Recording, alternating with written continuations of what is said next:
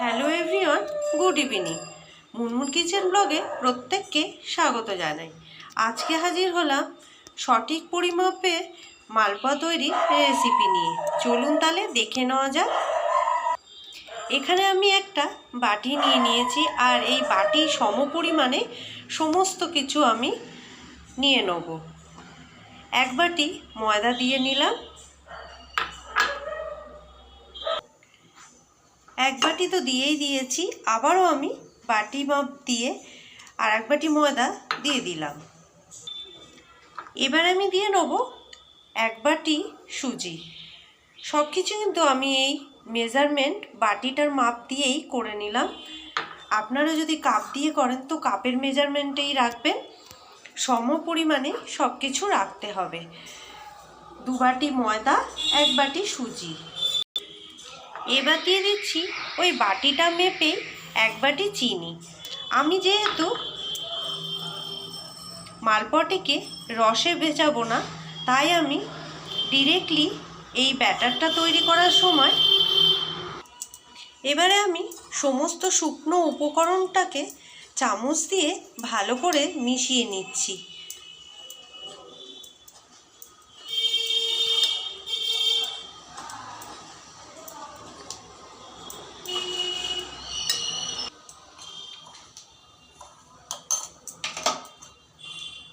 এবার দিয়ে দেবো সামান্য পরিমাণে নুন। যে কোনো মিষ্টি আইটেমে নুনটা দিলে কিন্তু স্বাদটা দ্বিগুণ হয়ে যায়।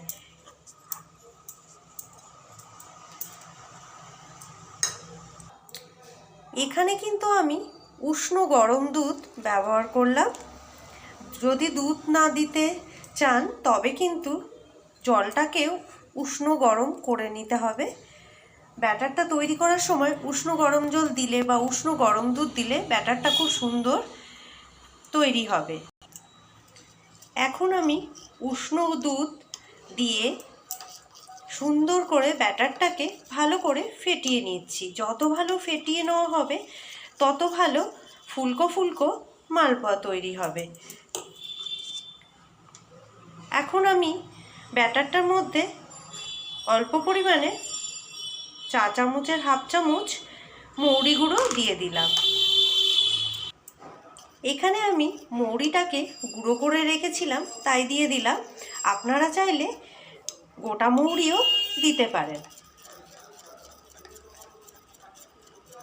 ভালো করে ব্যাটারটা ফেটিয়ে নিয়ে এবারে আমি 20-30 মতন রেস্টে রেখে দেবো।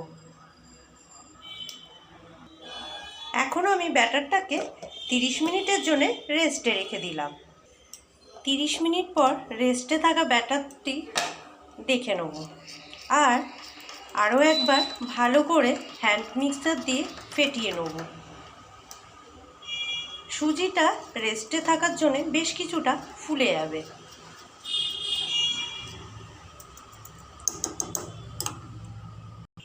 এখন আমি ওভেনে একটা কড়াই রেখে দিয়েছি, তাতে বেশ কিছুটা রিফাইন অয়েল রাইস অয়েল গরম করতে দিয়েছি। হাই ফ্লেমে তেলটাকে ভালো করে গরম করে নিতে হবে, তারপরে লোতে রেখে ব্যাটারটা আস্তে আস্তে দিতে হবে। এখন আমি ফ্লেমটা লোতে রেখে ডাবু হাতা দিয়ে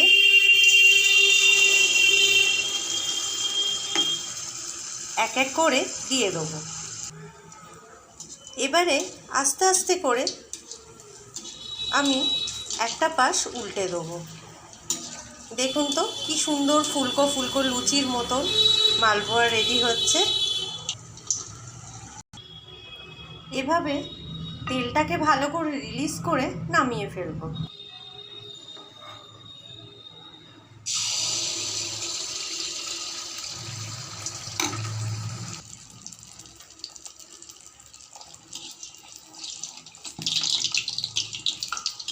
প্রথমে তেলটাকে ভালো করে হিট করে নিলে হাই ফ্লেমে, তাহলে কিন্তু মালপোয়াটা এভাবে লুচির মতন ফুলে উঠবে।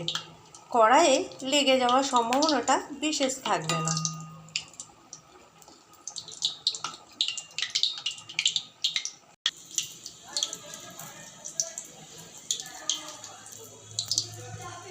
মিডিয়াম টু লো ফ্লেমে কিন্তু এভাবে এক এক করে ভেজে নিতে হবে।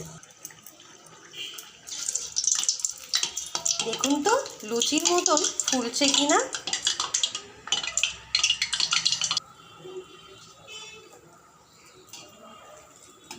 কি বন্ধুরা, বানিয়ে ফেলুন। 2 বাটি ময়দা আর 1 বাটি সুজি আর পরিমাণ মতো লিকুইড দুধ। হয়ে যাবে এরকম লুচির মতন ফুলকো ফুলকো মালপো।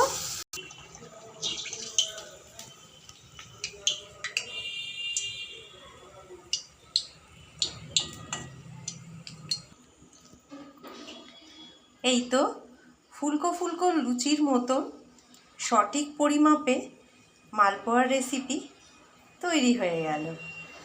আর বিশেষভাবে অনুরোধ রইল এই রেসিপিটা তৈরি করার জন্যে।